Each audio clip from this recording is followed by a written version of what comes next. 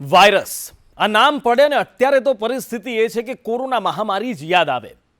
કોરોનાનો વાયરસ વર્ષ 2019થી દુનિયાને ડરાવી રહ્યો છે, પરેશાન કરી રહ્યો છે. ત્યારે જળવાયુ અને તબીબી ક્ષેત્રે કેટલાક અભ્યાસો કરવામાં આવ્યા છે જેના તારણો ચોંકાવનારા છે. ગ્લોબલ વોર્મિંગના કારણે દુનિયામાં નવા વાયરસનું જોખમ તોળાઈ રહ્યું છે તેવી ચેતવણી આપવામાં આવી છે અને આ વાયરસ આગામી સમયમાં માનવજાત પર ત્રાટકી શકે છે.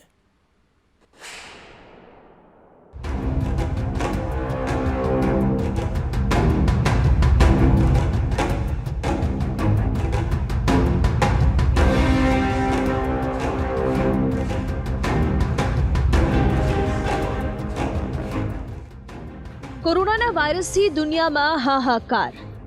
હજુ પણ દુનિયામાં ત્રાટકી શકે છે હજારો વાયરસ. જળવાયુ પરિવર્તનના કારણે ફેલાશે નવા વાયરસ. પ્રાણીઓમાંથી ફેલાશે માનવજાતમાં વાયરસ. કોરોના કાળ બાદ દુનિયાને હવે વાયરસનો ખતરો શું હોઈ શકે તે સમજાવવાની જરૂર નથી રહી. વર્ષ 2019માં ચીનમાંથી ફાટી નીકળેલા વાયરસે દુનિયાભરમાં હાહાકાર મચાવી દીધો. હાલ ભારતમાં તો 3 લહેર અને વેક્સિનેશન બાદ પરિસ્થિતિ ખૂબ સારી છે, પરંતુ દુનિયાના બાકી દેશોમાં કોરોનાનું તાંડવ હજુ શમ્યું નથી. અમેરિકા અને યુરોપના દેશો કોરોનાના નામથી ડરના માર્યા થરથરી રહ્યા છે.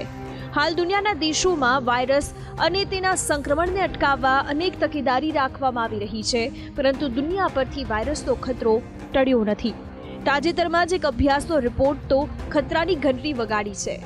સાયન્સ સ્ટડીમાં એક તારણ સામે આવ્યું છે કે જળવાયુ પરિવર્તનના કારણે દુનિયામાં વાયરસનું સંક્રમણ દિવસે ને દિવસે વધતું જઈ રહ્યું છે.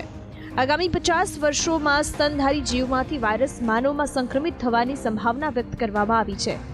અને હા, 1-2 વાયરસ નહીં, પરંતુ 15,000થી વધુ અલગ અલગ પ્રકારના વાયરસ સમયાંતરે માનવને સંક્રમિત કરી શકે છે તેવું તારણ સામે આવ્યું છે. દુનિયાભરના અનેક મેડિકલ રિસર્ચર્સનું માનવું છે કે કોવિડ-19 મહામારીએ કદાચ વાયરસનું સ્વેપિંગ એટલે કે અદલા બદલીનું કામ શરૂ કર્યું છે, કારણ કે આ વાયરસ પ્રાણીમાંથી માનવમાં આવ્યો છે. આ પ્રક્રિયાને ઝૂનોટિક ટ્રાન્સમિશન કહેવામાં આવે છે. જો આ પ્રકારે વાયરસ એક જીવ કે પ્રજાતિમાંથી બીજા જીવ કે પ્રજાતિમાં ફેલાય તો વાયરસની થનારી મહામારીની સિરીઝ લાગી જાય છે. આ માનવજાત અને પ્રાણીઓ માટે ખતરા સમાન છે. તબીબી અભ્યાસમાં ચેતવણી આપવામાં આવી છે કે સરકાર અને વૈશ્વિક સ્વાસ્થ્ય સંગઠનોએ કેવી રીતે કામ કરવું જોઈએ કે જેથી આ પ્રકારના પેથોજનના હુમલાથી બચી શકાય. સાથે જ હેલ્થકેર ઇન્ફ્રાસ્ટ્રક્ચરને સુધારવાના પણ અનેક સૂચનો આપ્યા છે. હાલ દુનિયાના અનેક દેશોમાં જળવાયુ પરિવર્તન અંગે અનેક અભ્યાસ કરવામાં આવી રહ્યા છે, જેમાંથી એક તારણ એવું પણ સામે આવ્યું છે કે આગામી 50 વર્ષમાં 2 ડિગ્રી જેટલું તાપમાન વધે તો 3,000 જેટલા સ્તનધારી પ્રજાતિ વિસ્થાપિત થશે અને તે વાયરસને ફેલાવશે. યુનિવર્સિટી ઓફ કોલેજ લંડનની સાયન્સ કેટ જોન્સ, જેણે ઇકોસિસ્ટમ અને હ્યુમન હેલ્થ વચ્ચેના સંબંધો પર સ્ટડી કરી છે, તેઓએ આ અંગે જણાવ્યું કે આપણે હજુ આ પ્રકારના અભ્યાસ ક્ષેત્રે પ્રથમ પગલું જ માંડ્યું છે. દુનિયાભરમાં તાપમાનમાં થઈ રહેલા પરિવર્તનને આ માટે સૌથી વધુ જવાબદાર માનવામાં આવે છે. જળવાયુ પરિવર્તનના કારણે પ્રાણીઓને ઠંડી જગ્યાએ તરફ જવું પડશે, જ્યાં તેમનો સામનો પહેલીવાર કોઈ અન્ય પ્રજાતિ સામે થશે અને આ કારણસર માનવજાતને પ્રભાવિત કરનારા નવા વાયરસનું જોખમ વધશે.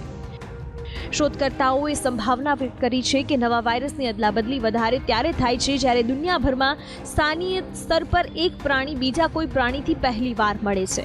આ પાછળનું સૌથી મોટું કારણ છે દુનિયામાં વધતું સતત તાપમાન. આફ્રિકા અને એશિયા જેવા પ્રદેશો કે જ્યાં અલગ અલગ પ્રકારના જીવો છે ત્યાં આ પ્રકારની સમસ્યા વધારે છે. આ પ્રદેશોમાં સંક્રમણ ફેલાવાની ભીતિ એટલા માટે વધારે છે કારણ કે આફ્રિકા, ભારત અને ઇન્ડોનેશિયામાં વસ્તી ગીચતા વધુ છે.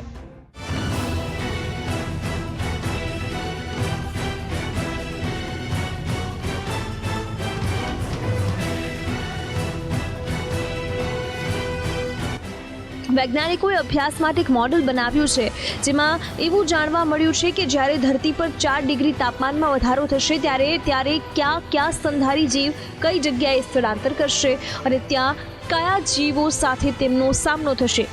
જેથી એ જાણી શકાયું કે આ જીવમાં હાજર વાયરસ બીજા સ્તનધારી જીવમાં જશે અને તેમાંથી માનવજાતમાં ફેલાશે.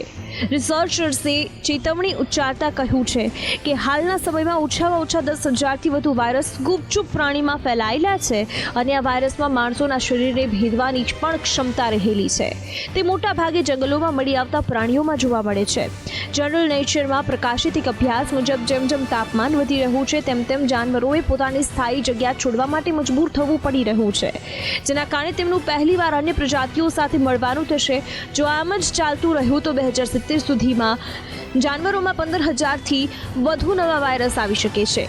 જાર્જટાઉન યુનિવર્સિટીના રોગ વિશેષજ્ઞ અને અધ્યયનના મુખ્ય લેખક ગ્રેગરી અલ્બરીનું કહેવું છે કે અમે બીમારીઓના સામે આવવાની સ્થિતિ મુદ્દે એક તંત્ર તૈયાર કર્યું છે જે ભવિષ્યમાં પ્રાણીની વસ્તીના સ્વાસ્થ્ય માટે જોખમ સાબિત થઈ શકે છે. આ અભ્યાસને પૂરો કરવા માટે લગભગ 5 વર્ષનો સમય લાગ્યો, જેમાં 3,139 પ્રાણીની પ્રજાતિઓ પર અભ્યાસ કરાયો છે. રિસર્ચર્સે જણાવ્યું કે જળવાયુ પરિવર્તનને ધ્યાનમાં રાખતા બદલાતા હાલાત અને તે સમયે જાનવરોની ગતિવિધિઓ જોવાની કોશિશ કરી. રિસર્ચર્સે એ પણ જાણકારી મેળવવાની કોશિશ કરી કે કેવી રીતે વાયરલ સંક્રમણ માનવને પ્રભાવિત કરશે. આ અભ્યાસમાં એક તથ્ય એ પણ સામે આવ્યું છે કે માત્ર સ્તનધારી જીવમાં જ ક્રોસ પ્રજાતિ વાયરસ પ્રચાર 4,000 ગણો વધશે. આ અભ્યાસમાં પક્ષીઓ અને સમુદ્રી જીવોનો સમાવેશ કરવામાં આવ્યો નથી.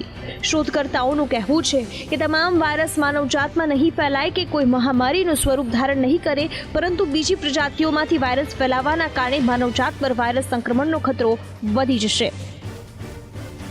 જોર્જટાઉન યુનિવર્સિટીના ગ્લોબલ ચેન્જ બાયોલોજિસ્ટ કોલિન કાર્લ્સને કહ્યું છે કે બીમારીઓના સંક્રમણને રોકી નહીં શકાય. આ અંગે કોઈ દેશ, સમુદાય કે સ્થાનિક પ્રદેશ કોઈ બહાનું ધરી શકે નહીં.